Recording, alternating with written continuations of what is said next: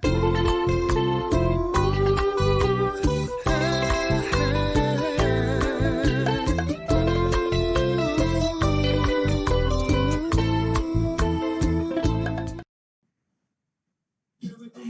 what's up, peeps? Listen, it's Thursday. That means it's time for Conciencias Con Cocktails. And today we have such an amazing episode because you know what, guys? We are still celebrating Hispanic Heritage Month and it is our last day, you know, until we celebrate, but you know, we continue celebrating. But today we get to close out with Dia de las Carpas, which is a new short that it has come out and is blowing everything out of the water. It is a beautiful short and is full of great Latinx Hispanic talent. And I can't wait for you guys to meet them because from the writer Marina to the director JOAO to, you know, the young actors Camila and Jonathan. Oh my God, I can't wait for you guys to meet them. She's 8 years old, you guys. And of course, HECTOR ATREYU RUIZ, who, wait until you guys hear this man's story. It is so inspirational. I'm not gonna ruin it, but I'm gonna give you a little bit of a hint. If you haven't watched the movie, go to my profile on Instagram and you have the link. It's literally 14 minutes and 49 seconds. So that's what you have to watch this, okay? If not, go after the show, watch it, okay? But listen, the beautiful part of it is, again, it's a very serious topic with a twist of a fairy tale ending. And because of that fairy tale, we decided to do our signature cocktail, which is going to be the Mermaid Water. And this is delicious, okay? Spiced rum, coconut rum, pineapple juice, blue curacao, which is an orange liqueur. Then we also have some lime juice and we have some crazy in love. You know what I'm saying? What's up? How you doing? Okay. And listen, because we have babies on the show, you know, young adults, 8 years old, 9 years old, we have a mocktail, which is called the Mermaid Lemonade. And you get some sanding sugar in teal, green, and purple, you know, some food coloring or icing and stuff, sugar, lemonade, and they simply love it. So you can totally join in with your Mermaid Lemonade as well. So let's start with our drink. Today we're going to actually just make it right here, okay? And the first thing I do is cut up some limes to put in, okay? And we are going to start with 3 ounces of pineapple juice. As you know, guys, we always start with the least expensive ingredient. That's 2 ounces and a 1/3 ounce. We are going to some coconut rum, 1 ounce. Right there. Take some of you blue curacao. Again, this is an orange liqueur, 1 ounce.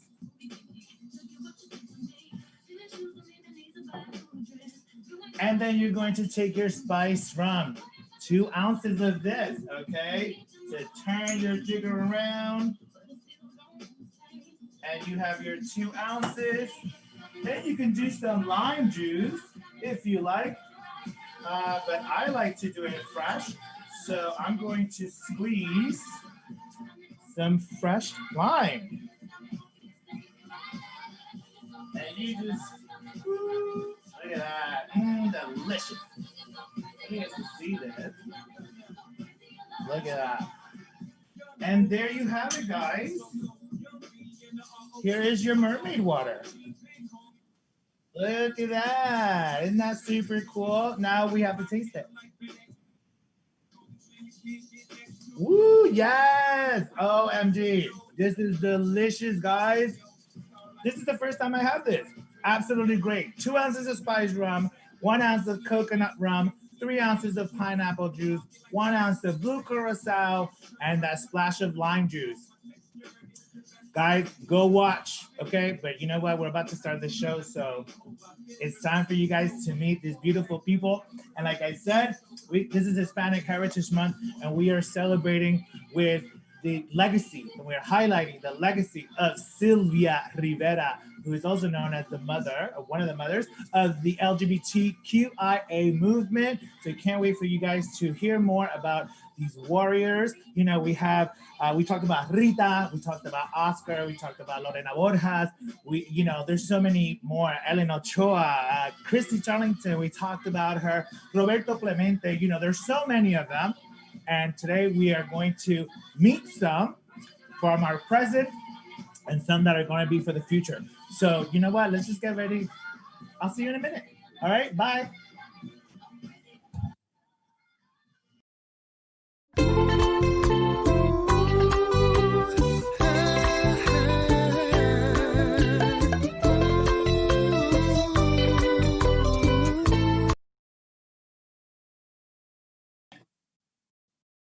Buenas noches, mi gente. What is going on? Good evening, my people, and welcome back to Conciencias Con Cocktails with me, Javier Pedroza. Listen, I'd like to begin by saying thank you, gracias, to every one of you for tuning in today and every Thursday at 6 p.m.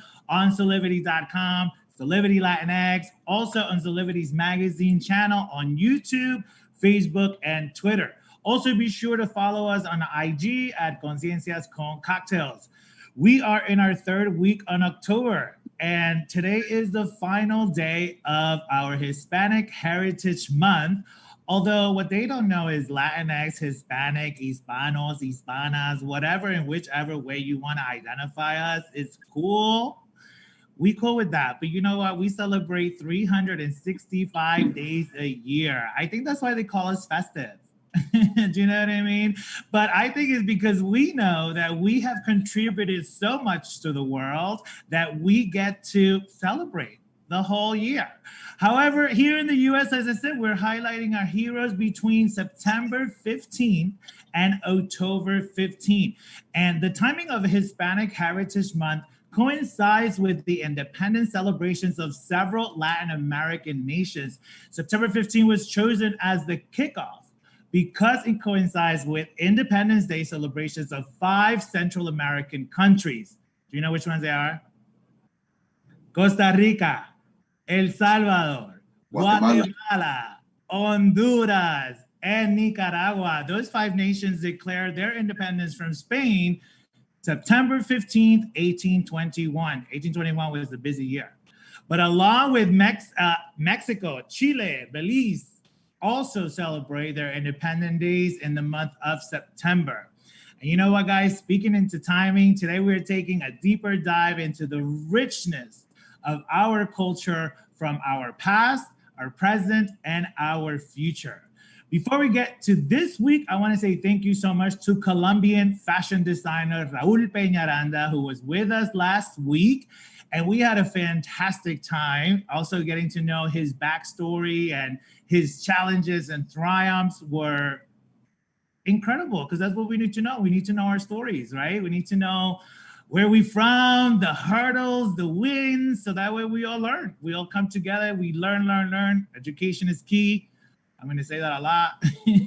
But listen, the signature drink today cannot be any more perfect. The Mermaid Water cocktail. And when you see the beautiful, beautiful short that we're going to be highlighting today, you're going to understand why this drink was perfect for today. But really quick, 2 ounces of spiced rum, 1 ounce of coconut rum, 3 ounces of pineapple juice, 1 ounce of blue curacao, which is an orange liqueur, and a splash of lime juice. Easy breezy. And because we have some young stars with us, we said, you know what? Let's create something for them. So we created the Mermaid Lemonade ingredients, right? So this is it. The the ingredients: sanding, sugar in teal, green, and purple, food coloring. You can make this fun. Lemonade, we just simply love lemonade. And you know what? We want our children, we want the younger generation, Gen Z, to join the conversation. And since no liquor till later, but still join the conversation with this. Mira. Salud, because I'm not trying to be rude. Okay, so today we begin our Hispanic Heritage Celebration with a hero from our past. And shout out again to Oscar de la Renta, Christy Charlington, Rita Moreno, who we've also highlighted as our Hispanic heroes. But on today's episode, we get to know a fierce Latinx hero who is also known as the mother, one of the mothers of the LGBTQIA movement, La Guerrera, Sylvia Ray Rivera. And listen, Sylvia was a Latina of Puerto Rican and Venezuelan descent. She was considered a drag queen who became one of the most radical gay and transgender activists of the 1960s and 70s.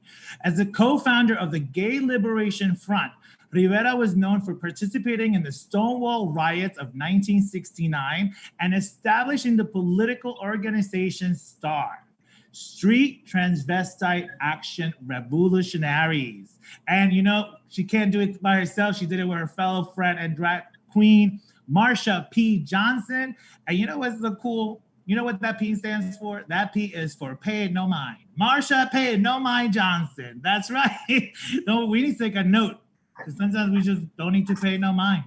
But you know what? Let's show you a little bit about how fierce Sylvia Rivera and her team were. Sylvia Rivera's life was a turbulent one, but her unwavering dedication to LGBT and trans rights helped build a much more inclusive world than the one she was born into. Her childhood was tumultuous, being introduced to street prostitution at a young age. Her firsthand knowledge of the dangers of street life would shape her advocacy going forward.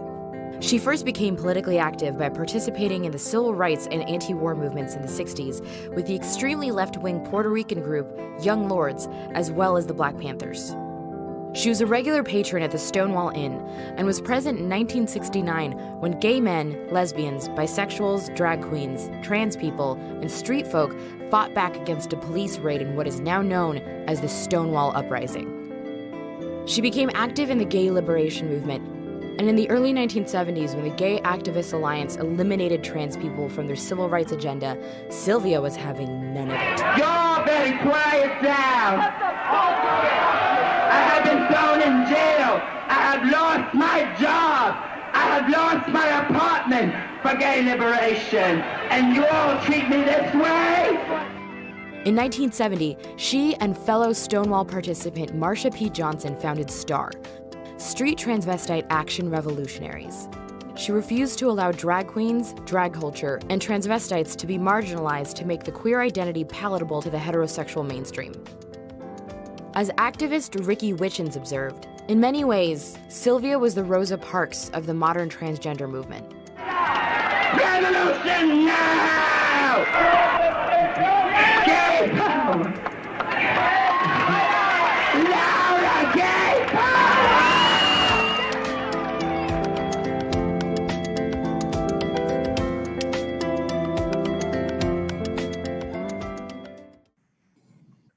How amazing, right? I mean, this group was dedicated to helping our communities, you know, our houseless young drag queens, our gay youth, our gender fluid individuals, and trans women by giving them shelter and access to legal services, as well as teaching leadership and advocacy skills, regardless of income, race, and without facing any harassment and discrimination or violence. You know, that is our mothers. That is, you know, I have a picture here that I literally is with me, because sometimes you just need to look at the leaders to be reminded of what you need to do.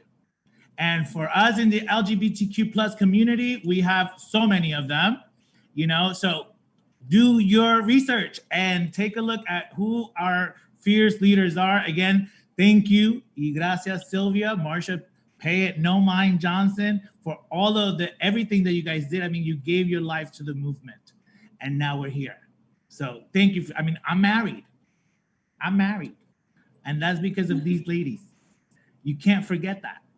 All right. So thank you, ladies. Thank you. Besitos to both of you wherever you are. We have you with us every single day. Listen, now we move on to a short film with an incredible, important message and a fairy tale ending. And I'm telling you, with us live, we have some of the cast members, the writer and the director.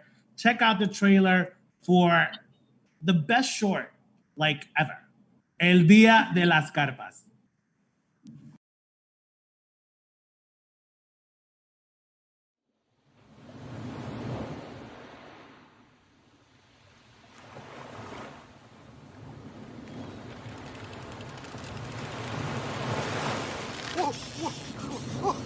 Okay, whoa, I got something. Llámelo, jala. Aquí lo tenemos. It's hooked. Calmado, cálmate. Ay, Dios mío.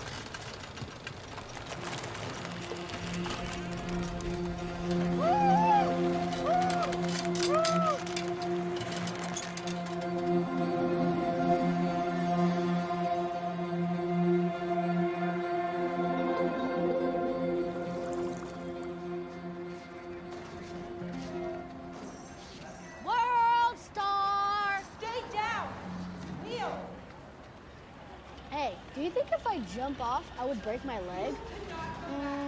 I don't know. Maybe? Dang, they got Mr. Gomez, too. He was the only one in the building who gave out American candy in Halloween. He should get amnesty for that. Por favor, señora, mire, no. Vamos a este país, por favor. No me lleve, no. No. It's like Game of Thrones down there. Good thing we were born on the right side of the wall. You just want to sit on the balcony all day? No, I want to go all the way to the beach just to catch a fish that I could buy at the store. And don't nobody want to go fishing with your dad, Jonathan. My dad's at work. Big Search is going to take me. One of the viejos got a big fish, and I want to see it. Jonathan, come here. If you're really a good fisherman, catch that Migdal lady's hat right there. They can't just come in here and treat us like that. They can do whatever they want. Whatever. I'll do it.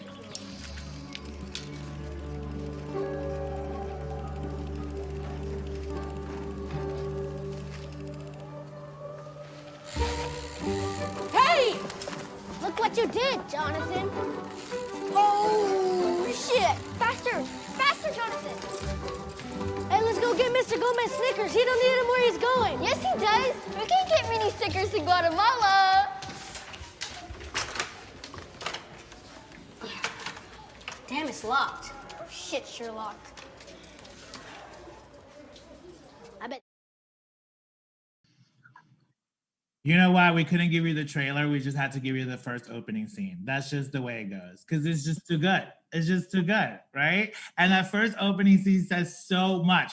Listen, welcome to CO3, JOAO DELL'STELLA, the director of this amazing short. What's up, JOAO? Hello, Javier. How are you? I am great. How are you? Very good, very good. Thank you so much for being here with us. I really appreciate your time. I know that you are busy. I'm never busy, but today for some reason there was Damn Thursday. My time, yes. Well, listen, I am obsessed with your short. I have to tell you, congratulations. I'm sure that this is going to be my 10,000 congratulations of the show. I'm sure I'm not done saying congratulations. But, you know, Joel, when I saw your film, I said to myself, oh my God, our prayers have been answered. Like literally, we have been talking about more representation in front of the camera, more Latinx and Hispanic representation behind the camera. And your short said, check. And I cried and I laughed and I was like, wait, what? This is a fairy tale, but what? Like what? So tell us, what said to you, I want to get involved with this project? I remember from the beginning, I think once you get to know Marina, you'll know more about the backstory, I'm sure. But we were working on another film totally unrelated to this. And we were like talking about next projects and stuff like that. And then she came up with this, I think it was treatment back then or something like that. And it was just amazing. I felt like it was like you had just as a person from Brazil, I was kind of always angry that all that what people see from Brazil and, you know, in Latin America is always like the sad parts or how, you know, It just like has this very negative kind of connotation of the word of where I'm from. So I always wanted in my mind to do something that would reflect more of our positive and like, or more, or of belief systems, like, like, or energy. And then when Marina came, show me the treatment, I was like, oh my God, this is like, I just fell in love. I think it's the same reason why would a viewer fall in love, when they really like, you just realize that, oh, I enjoy it, like it's like a visceral kind of moment for me. And then I was like, okay, this is gonna be fun. It's gonna be difficult to make. It's gonna be a lot of that stuff. So it's a challenge, but I feel like, it's also something that it's relevant. It has a, has a positive ending. It's something that would inspire people. So from that moment, I would say at that moment I was the viewer, right? Before you make the film, you are kind of the viewer trying to make the film happen. So yeah, and then one thing led to another. Then it's like I met the kids, I met the cast and Hector, and then I'm sure Hector probably has the same story when he first read the script. So that's how I think everything came out together. And you mentioned you grew up in Brazil. Tell us a little bit how how it was growing up there and how you ended up in LA. Well, growing up in Brazil, I'm not sure how I'm gonna say how it was growing up there, but I grew up in São Paulo, which is a pretty big city. So I would say people say that it's very comparable to Mexico City. So very different classes. I would say, very social place as well, hot, and conservative, but at the same time, open for everything, very party-like. So I think that's I think not controversial, but the two sides. The contrast. Contrast of this. So I think I always had like this kind of word in my mindset. And then when I moved to, what moved to LA was I went to study at the American Film Institute, which is where we made the short film as our thesis film, where I met Marina as well. And yeah, I moved to LA because I made a short film before, because I always wanted to do cinema and movies, and I was always involved with. So I did this short film, and then I applied, thinking, oh, maybe they'll like, I don't know, but it's always worth applying for me. That's one saying I think. I wanted to apply, and then they like it. I say, oh, okay, Los Angeles. I haven't ever been here before actually, but I just went, and then it's been like now 3 years. I think it's 3 years now in September that I've been here in LA. Wow. And one of the things that watching the movie, I was asking myself, I wonder how the director, obviously I didn't know I was gonna, interview one day, but I was like, I wonder how the director feels knowing that he's cultivating the new generation of actors. How does that make you feel? I feel like as we grow older, you kind of always want to inspire other people that are younger than you in a weird way, and see what they, if you remember when they were that age and you're like, oh, it's kind of shitty maybe for me, maybe it can be better for them. I don't know. It is, and then I wouldn't say that I was like the mission was like it was just like, once if you fell in love with the story, I was like, okay.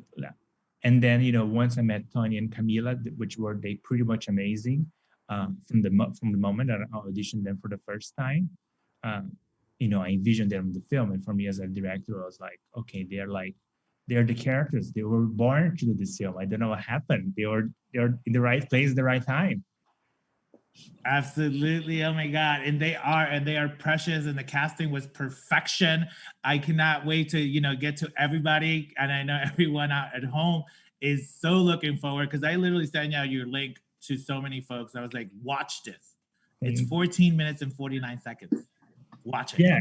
It's not that much. You can still watch it. Yeah. Exactly. And so tell us, what is the future of JOAO looking like these days? What are you working on? Are you planning on staying in the shorts, or are you going to be making, feature films? How's that looking?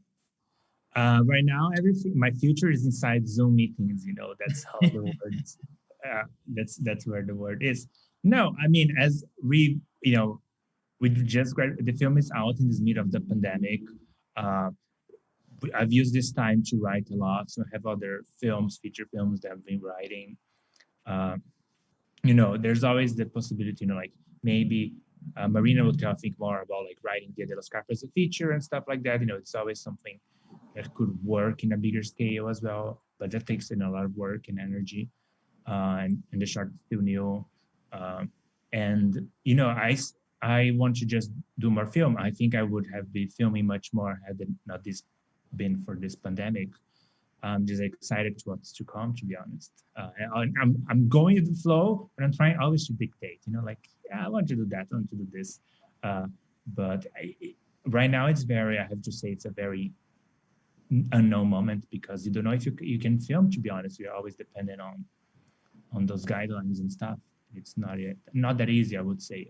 So I'm keep writing, I want to write like a few features, have it ready. So like hopefully we are out of this by March next year, let's hope. And then we can just start producing our filming and doing all the fun stuff that we didn't do this year. Yeah, exactly. And tell us about those young directors that are home today, that, are little Brazilians, or little Colombianos, or Mexicans and all that. And give us a little something, a little piece of advice for the new generation of directors coming through the door. Okay, I have one piece of advice that I do for people who are younger, which is if you have let's say you have your dream is to make a big film, like a 2-hour film of something, that it's a dream project and you have this idea. Try to do a short about it. Try to get a scene. Try to do like a 10-minute version, 8-minute. It doesn't need or 15 may be too long, to be honest. You can get your idea in 8 or 5 minutes, 6 minutes, and then you will see like, oh, this would be even fun for more 2 hours. And then it will be much easier for people to understand your vision and see, oh, I want to watch 2 hours of this. So that's the advice, one of the advice that I always give. The second one is just like, keep working and never, the more you work, the better you get as a director. All the mistakes, all the right stuff, it's much bigger than the wrong stuff. Right. Whatever you did wrong, nobody will remember. People will only remember the nice stuff. I think so, at least. Yeah. I mean, it's putting the hours, right? Like you don't show the bad stuff, so that's why you show the good stuff, right? So don't be afraid, and always just go. Now you have the technology. You can learn how to edit. That's how I did. I started my first short film. It was me, the camera, and I edited. And I got the actors on the internet. You can do everything, to be honest. You need good sound though. Don't go cheap on sound. Get like good sound recorders if you're like doing something like that. Right. So that part, because that part's the only part that you cannot solve it. So listen, if our viewers want to get in touch with y'all because they want to learn more, social media, where can we find you? So the best way to get in touch with me, I think, is through my Instagram, is at JOAO DELL'STELLA, which is at JOAO DALLSTELLA. Or just Google me. I think I'm the only JOAO DELL'STELLA in the world. So, I think that you started making it when you just started saying, just Google me. Yeah. Listen, Joel, I know you have to go. I know you have another interview, but I want to say thank you so much. I can't wait to see you, like I said, win all the Oscars and all the awards and recognition you deserve. Thank you so much for coming. I want to see you again. I want to see the other people, my little actors, Hector, Marina, everybody else will get their own stuff.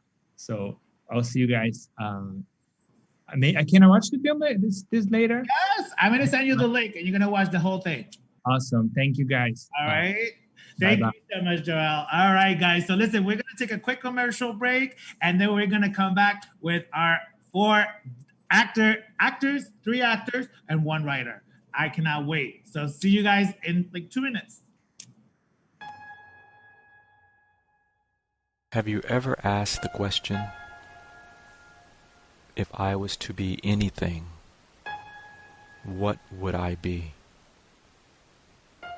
Regardless of money, regardless of status, beyond popularity and fame, living your passion, feeling your life has purpose. Solivity is a space to nurture that which lives in all of us. A place where work can become play, and doing what we love creates the dreams of a lifetime.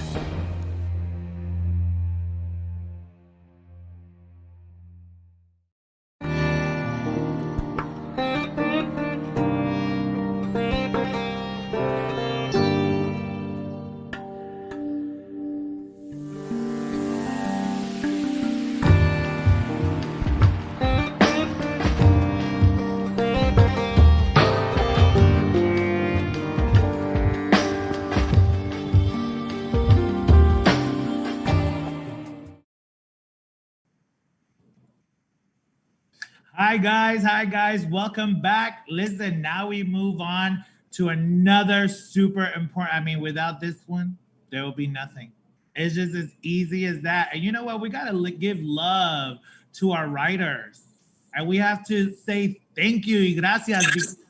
Without them, we don't got material, right? So right now I wanna welcome Marina, KATO, HOAG, and I'm hoping I'm saying that right, the writer of Dia de las Carpas. How are you, Marina? Hi, guys. How you doing today? I'm doing good. I'm really excited to be here. Thank you so much. Oh my God, thank you for existing. I was like, who is the writer of this short?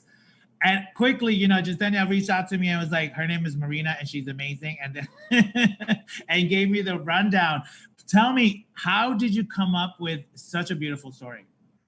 Well, I was bartending in the MacArthur Park neighborhood in LA, and I accidentally checked. I was going to my job. I accidentally checked the news instead of the directions, and the news that came up was that someone had caught a giant carp in the lake in the park there in MacArthur Park Lake.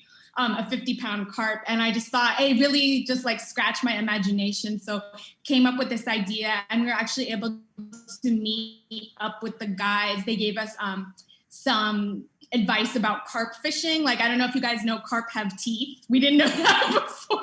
It didn't make it into the short. So they told us a little about that. And their organization, if you want to check them out, is called California Ghetto Carping. And so they were guys who were from a neighborhood, MacArthur Park or different areas like that. They wanted to give back to those communities and keep kids off the street by taking them fishing. And then this whole idea came from this. And we were kind of able, we want to make it that 80s Spielberg feel and really give people something to enjoy. It was perfection. And I know I've said that 1,000 times. And again, I'm going to say another 1,000 times. It was so, so good. How did you feel when you met the cast? And you were like, oh my God, these are the beautiful instruments that are going to get my workout. How did you feel when you met them? Well, I think JOAO was introducing to me or showing me some casting tapes, or I was there for some of them. And I think what's so good that you all did is you have a similar personality to the characters. So I felt like we got CAMILA is very bubbly, Tony was very stoic, you know, Hector was very like warm. And these were all the characteristics we want from those specific characters. Absolutely. And when did you start writing? I mean, you're like 2. So were you like writing in the womb? How did that go? I had have a diary where I just wrote down all of my like angry little sad emo thoughts for a long time. But I'm glad I got that out before film school because I feel like no one would want to see my personal stories from high school. And where are you from? You grow up in LA? No, I'm from St. Louis. So that was really interesting to me to sort of make this film as an outsider, but I want someone who's from LA to, the film, we kind of had an idea to make like a LA sort of love letter to LA. Like I think the one way Tupac starts off a song, but I don't remember the song, but it kind of became generic because it was so cloudy. So you're like, I don't know, maybe it took place in New York, who knows? But to make it something that anyone watching it, who maybe that's their experience, could really feel at home in and enjoy it. So that was something me and JOAO talked to a lot of people, and like Hector helped us a lot just to be like, hey, this is something I love. I'm home here, that the audience could feel that. Absolutely. And thank you again. Thank you, Marina. And I cannot wait to see everything that you're going to be doing. You're going to be here with us, but I'm really excited to see what comes out of your imagination next. Camila Olivera, my new like little niece. How are you? Good, how are you? I am so good. Thank you so much for being here with us. You filmed and you were 8 years old, right? How old are you now? I'm 9 years old. Oh my God. Tell me, how did you feel to work in this beautiful short? Well, at first, when I got the call back, I was very excited and quickly asked my mom, when are we starting the film? And I'm not sure if I remember the date, but when I first met the cast, I was very shy and because whenever I first meet someone, I'm always shy and then I start getting like my personality out. So that's how I felt. And then I think maybe it was a little difficult for the cast because I was only able to work for certain hours since I was 8 years old at the time. I'm not sure how long I filmed, but one of my favorite parts were when we were doing the ocean. Yes. We had to get in this we had to get in this like pool, and I absolutely loved pools, and it was really fun to do. And how was it being a mermaid? You were like every little girl's dream. You were a little gorgeous mermaid. It was really fun. I actually got to meet this one mermaid, and she was from Hawaii. Perfect. And tell us, so this is your first acting experience, right? Yes, this was my first one. And what was the one thing that you took away once everything was wrapped and the show was, the movie was done? What was the thing that you most learned in this experience? I think it was to always be you, and if they don't like it, they're lost. Yeah. Okay, so you're running for president, just so you know. Yes. It's right, and that's absolutely right, sweetheart. You are absolutely right. We are to be who we are, and that is beautiful in every color that we come. And you are Latina. Where is your family from, sweetie? Mexico. Mexico. Gorgeous, beautiful. So listen, I can't wait to continue talking to you. I will probably stay here and talk to you for the rest of the thing, but we have some other cast members that we got to get to. But stay there, okay? Because we're not done, all right? Listen, Tony Garcia, where's my Tony at? Right here. How are you today, sir? I'm good, and you? I am doing so good. I need to say congratulations to you, sir. Tony, you did a fantastic job delivering a heck of a performance. I'm telling you, when you stood up to that ICE agent and you said no, I felt you. I was like, that's right, Jonathan. You stand up for what's right. Tell us a little bit about how you grew up and how long have you been acting? So I've been acting since I was like 4, so almost 7 years now. Veteran. So it's been up and down. And it's been a great experience from now. And I grew up in Lancaster near the Mojave Desert. So I've been a desert boy since almost 11 years. Wow. So it's been great. And tell me, what did you love most about this character? I loved how he represent me. I can show he was mostly my person that I can play and also be myself. So it was perfect for my type. That is extremely important. And do you know, when we all talk about Hollywood, and again, you've been part of the industry for 7 years, and that's pretty impressive for someone of your age, So since you've been around for 7 years and you've seen a little bit of what's going on, tell me how it was to work in a production where, your director was from Brazil, your writers, just Mexico, I believe, right, Marina? Where are you from? My mom's Japanese and my dad's white. Oh my God, cultural heaven. This is what I'm talking about. You see what I'm saying? This diversity and beautifulness. Tell us, how was it to work with all these beautiful people? Honestly, it felt like home because it was so close to me. Wow. That I tell you, buddy, that is exactly how you want the environment to feel when you're at a set.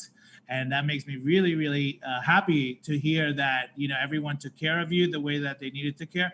Porque la familia is everything, right? Right. So listen, I want to get to Hector because Hector, wow. One word to describe, wow. I mean, I took a look at your bio, you are pretty much the veteran of the group, only being 21. I mean, you know what I mean? But only 21, 22 next week. Touche, Javier, touche. I got you. But listen, talk to me about... bro. It's the makeup. Exactly. But listen, when I saw the film, I was like, I didn't know Colin Kaepernick was acting.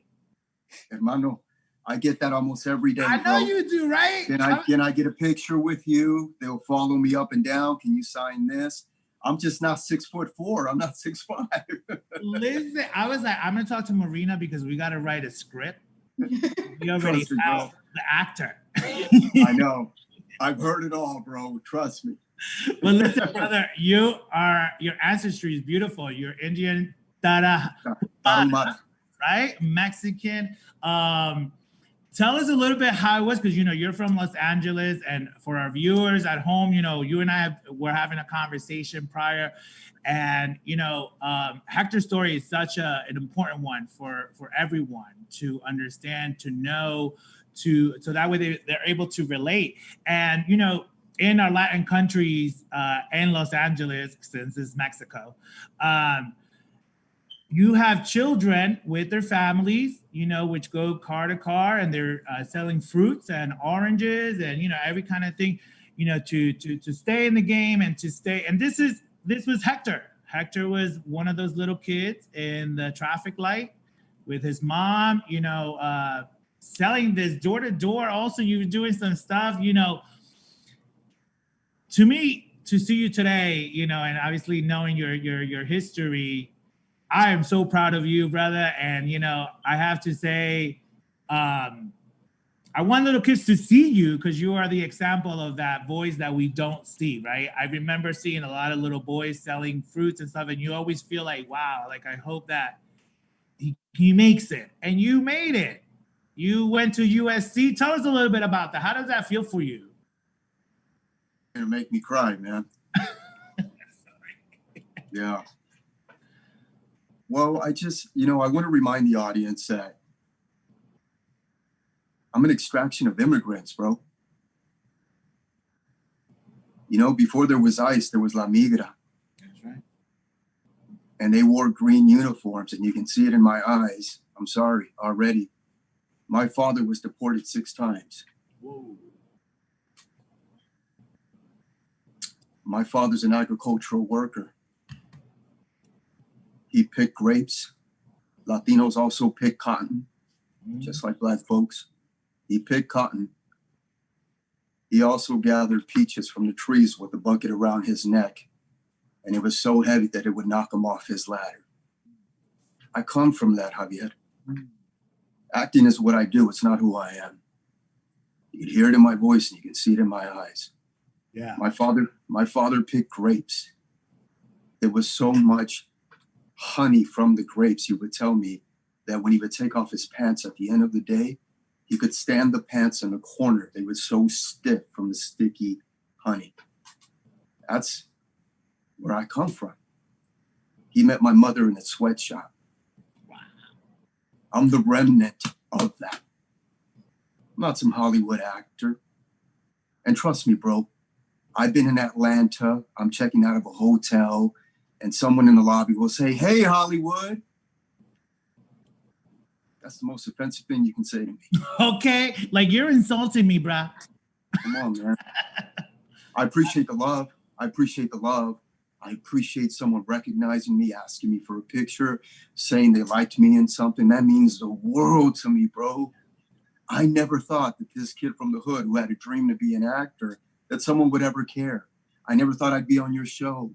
I never thought this would be going on. So for anyone watching, anyone listening, never above you, never below you, always your equal.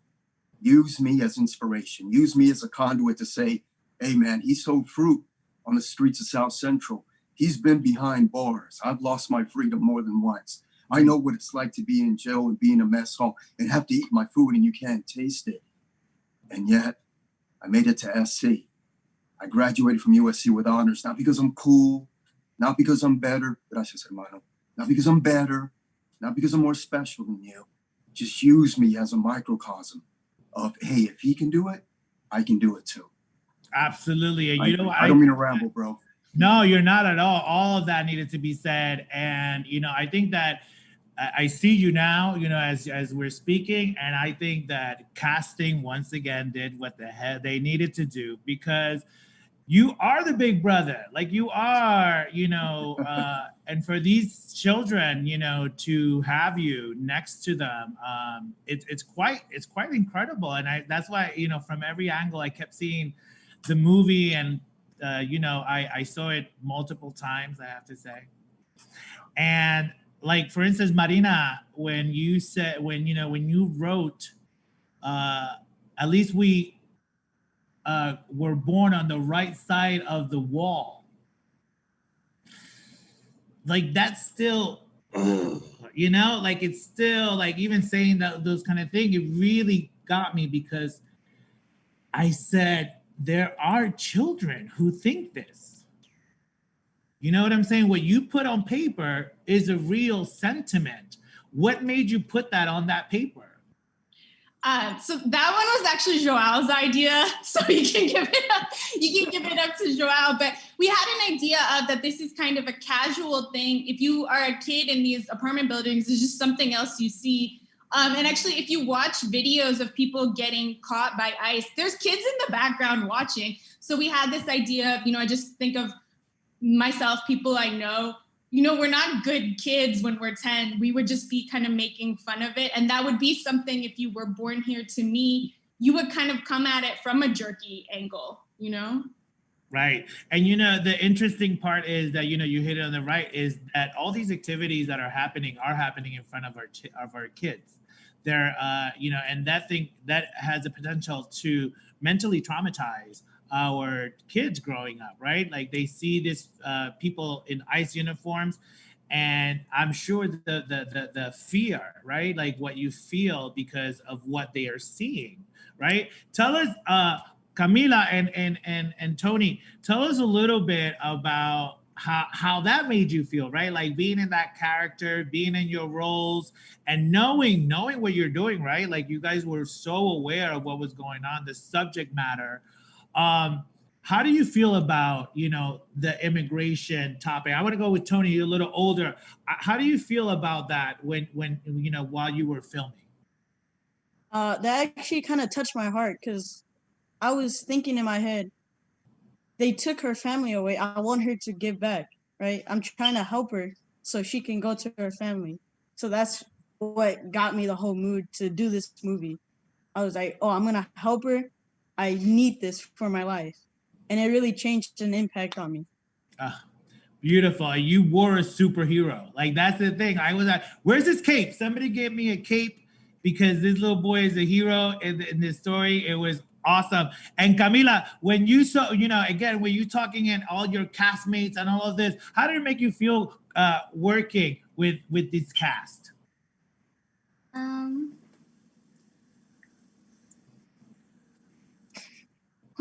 Wait, pardon, what was the question again? The question is, how did you feel working with the cast, with such a serious subject matter? Oh, okay. So I remember I had to leave one day, and then I came back the next day, and I remember Tony and I think it was Hector that were talking about this lady got scared because she saw the ice, and we were filming in Hermosa Beach, so she got scared when she saw the ice, and then she realized it was fake, and then she got released. So that when I came back the next day, they told me about that, and I got really sad because I knew that this was real things that were happening in the world. Absolutely. And you know what? One of the parts that I thought, again, empathy in this movie was the part that you guys were running in the pier and Esme, right, turns around to give the orange to the houseless person. I was like, oh, what are they trying to do to me here? You know what I mean? Because again, and at the time you're an 8-year-old, young baby, and that empathy is what the world is missing today, right? To just kind of stop and help someone whenever you can, even if it's a little piece of orange, and you did that so well. Guys, I'm telling you, I'm so happy that we got this. I know that we are going to, from here on, we are going to build many bridges. Know that if I know of any auditions, I'm going to be calling you guys because I want to see you guys at the top. That's what you deserve. You guys are extremely talented, extremely professional from what I hear, which is very important in the business to be professional, have those standards. I want to go one by one. We start with the ladies, and I want you guys to give us your social medias because there are positive things that are happening with social media, right? And so we want to take from that and not focus on the negative. But if we have a young Esme out there or a young Jonathan, right, wanting to be those people, right, they're going to want to ask. And today, that is one of the great things about social media is that we actually have a little bit of a direct line. So, Camila, how about if you go first? Well, you can find me on Instagram by the name Camila Olivera. This is me. It didn't really show, but it's Camila_Olivera. Beautiful. How about you, Ms. Marina? Okay, I have a Twitter name, but it has a curse word in it. So I don't know if the kids want to close. You can spell it. Their ear. Okay. It's I'll give you my email. How about that? How about that? Okay. And then I want to find out what your tweet is for real. My email it's just my name. It's Marina, MARINA, KATOHOAG @gmail.com. Beautiful, beautiful. I'm telling you, I'm still going to find out where your tweet is. For sure. All right, what about you, Mr. Tony? You can follow me on Instagram. It's superstartony01. I mean, he's ready. He's ready. He's ready. That's right. Confidence is key. I love it. Good for you. Do it. What about you, Hector? You can just Google me.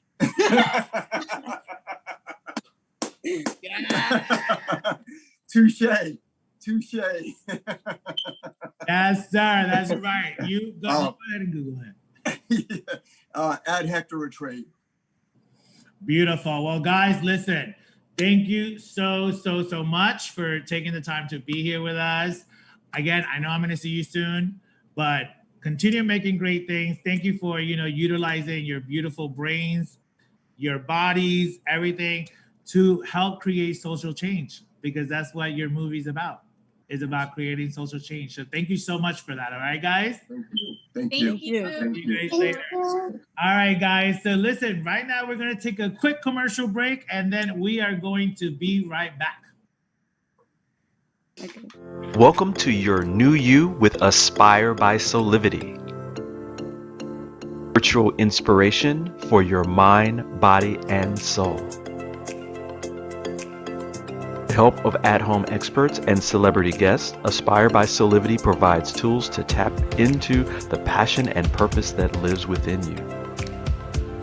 Find classes to educate and motivate you, from nutrition to your body and a whole lot more. So, take the leap. Start your new journey with Aspire by Solivity today. Sign up now.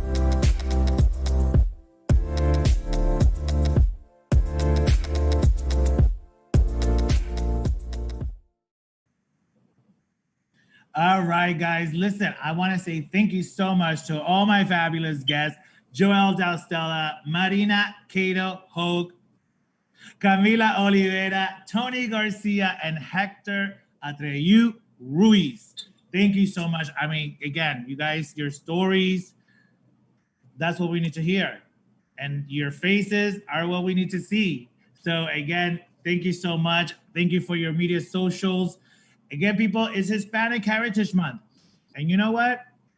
Get to know your heroes. We all have our own heroes. We have our beautiful Aztec heroes and our Inca heroes and our Taino heroes.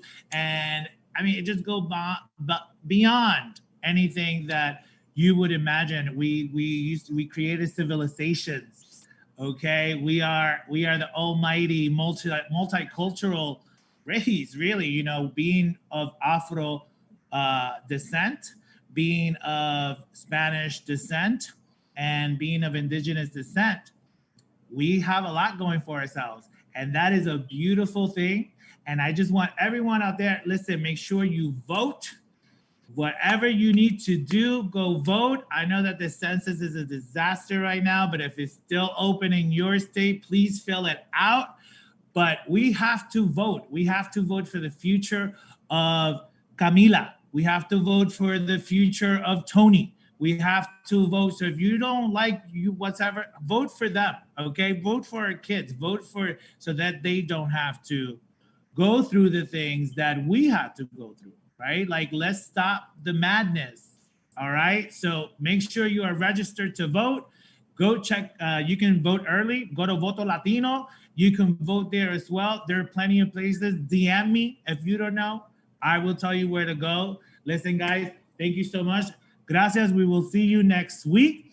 Please wear a mask, okay? Wear a mask. And remember to stay curious, be gorgeous y amable.